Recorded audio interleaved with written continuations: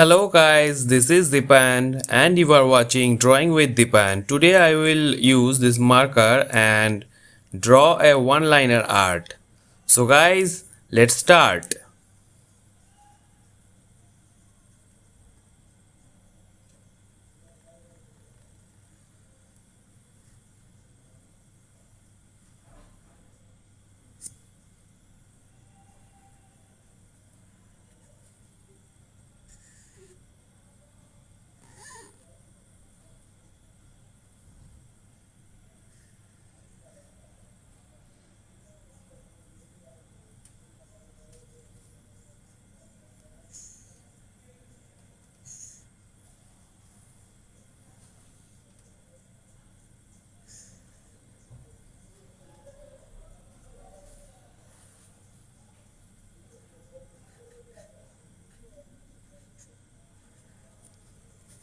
So guys, that's all for today. See you in next video. If you are new in my channel then don't forget to subscribe.